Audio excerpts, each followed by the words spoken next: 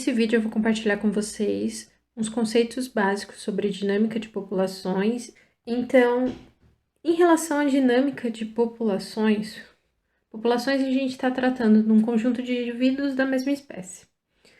Tem dois fatores primordiais para levar em consideração: o tamanho, que é a quantidade de indivíduos dessa espécie naquela área, e a densidade. A densidade é a quantidade de indivíduos pela área ou pelo volume ocupado, dependendo do tipo de espécie que a gente está tratando. Então, são dois conceitos chaves que a essência é essa. Levando isso em consideração, nós temos fatores primordiais para considerar a dinâmica, ou seja, a forma com que se movimenta essas populações. Um fator é a imigração. A imigração você tem que considerar que seria a entrada de novos indivíduos. A emigração é a saída de indivíduos. A natalidade seria o nascimento dentro daquela população de novos indivíduos. E a mortalidade, né, seria ali o falecimento dos indivíduos, então você diminui o número da população.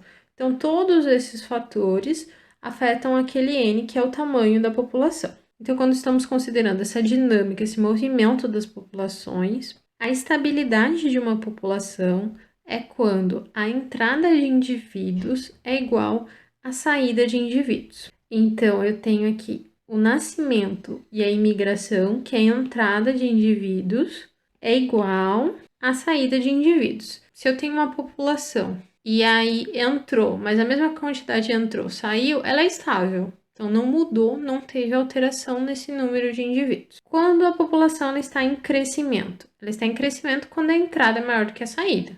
Então, quando nós temos nascimento, imigração e entrada de indivíduos, esse número é maior do que a saída. A redução é quando é o contrário. Então, quando nós temos um número maior de saídas do que entradas. Então, temos uma taxa que seria a considerar a entrada menos a saída. Outro conceito que cai muito, que é cobrado muito, seja para concursos na área de biologia ou também seja para Enem vestibular, é a questão do crescimento dessa população em gráfico. Então, nós temos o potencial biótico, que é essa curva verde. Então, o potencial biótico é a capacidade que aquela espécie tem, aquela população tem, de crescimento. Então, não tem nenhuma resistência, então se ela ficar livre ali sozinha naquele meio, por assim dizer, ela cresceria dessa forma.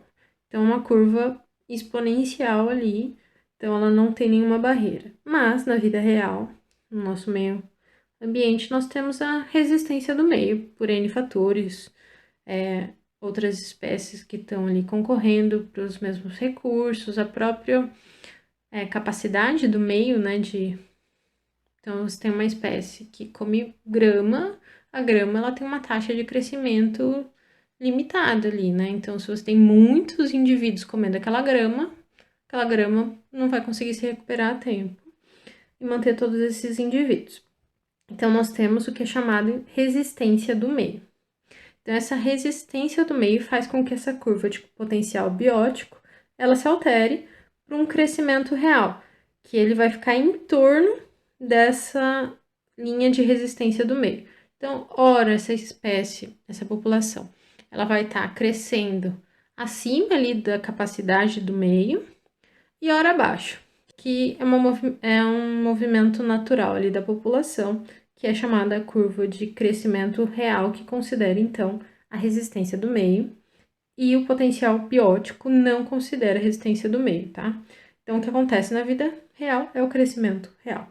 O gráfico, ele apresenta aqui, eu esqueci de comentar, no eixo X, o tempo transcorrido, né?